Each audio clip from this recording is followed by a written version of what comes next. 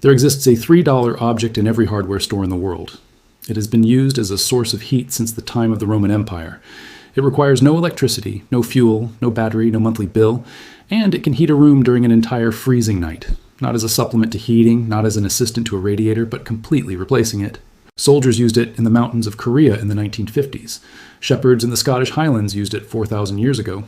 It works better than most of today's $600 electric heaters.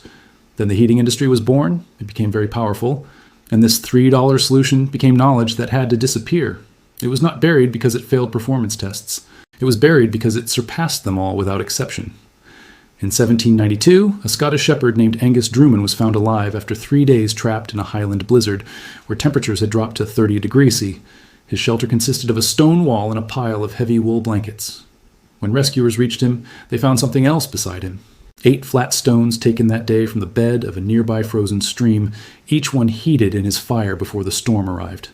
That night, they were wrapped in cloth and carefully placed around his sleeping area. The stones had retained their heat for nearly 14 consecutive hours. Drummond was not a scientist, nor a trained engineer. He was a man who understood a fundamental rule of physics. A dense mass absorbs heat slowly and releases it just as slowly. Fire burns quickly, gives everything it has, and then goes out. Stone, on the other hand, burns nothing. It receives heat and retains it for hours. This principle was not discovered in Scotland in 1792. It was already ancient when the Roman Empire was still young. Roman engineers built hypocaust systems under floors and inside walls. Vast networks of heated bricks kept buildings warm for days after the fire had gone out and all the fuel had been consumed. The people of Anatolia used terracotta foot warmers 800 years before our era. Centuries before electricity existed, the Japanese developed the utampo, a ceramic container for hot water that kept mountain beds warm during brutal winters for 1,000 years. In 1845, American pioneer families heading west carried soapstone bricks in their wagons across the plains. The stones were heated every morning in campfires before starting the day.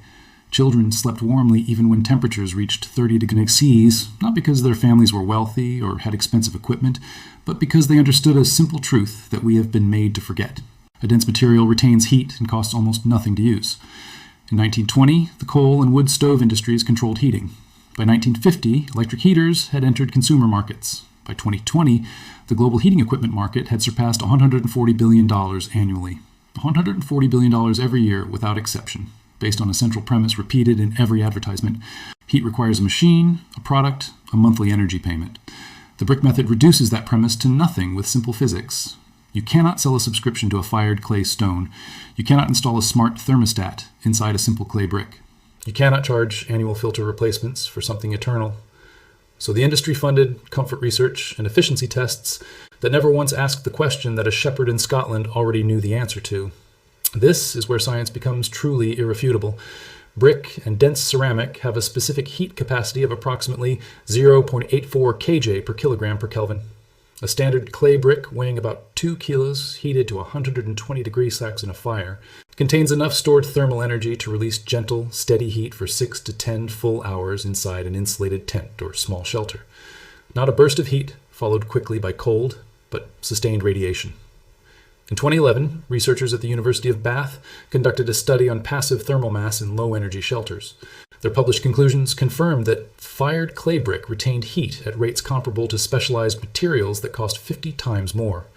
A 2-kilo brick, heated to the same temperature as a ceramic heater, released 91% of its stored energy over 8 hours. A top-tier ceramic electric heater, tested under the same conditions, released all its stored energy in less than 90 minutes after being turned off. The brick continued heating long after the electric heater had cooled. This is exactly what you need and exactly what to do.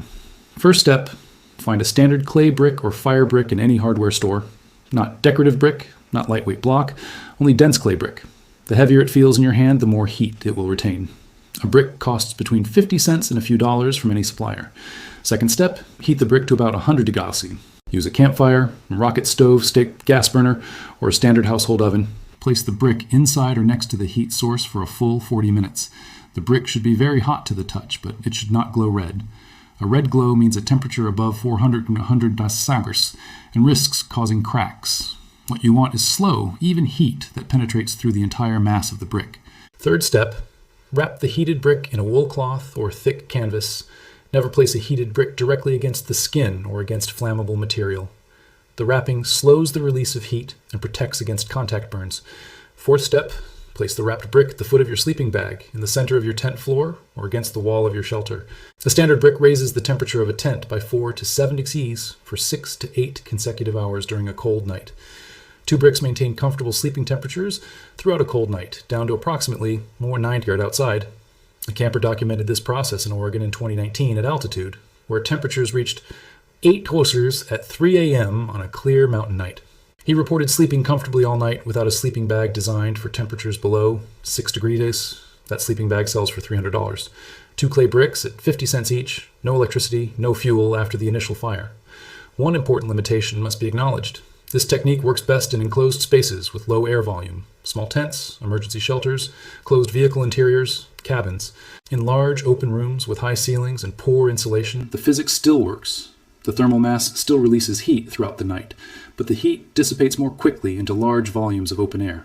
For camping, emergency preparedness, and off-grid situations, this is among the most effective and least expensive solutions available. This is not folklore. It is the conclusion of the University of Bath. This knowledge did not die. It waited in old stone walls and soldiers' field notebooks who survived mountain winters, in the rocks held in the hands of shepherds who never needed a product to stay warm.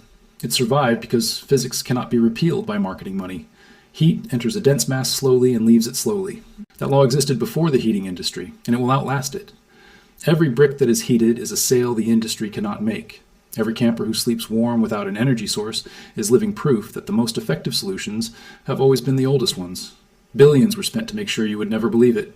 $3 on a cold night proves they have been lying from the beginning.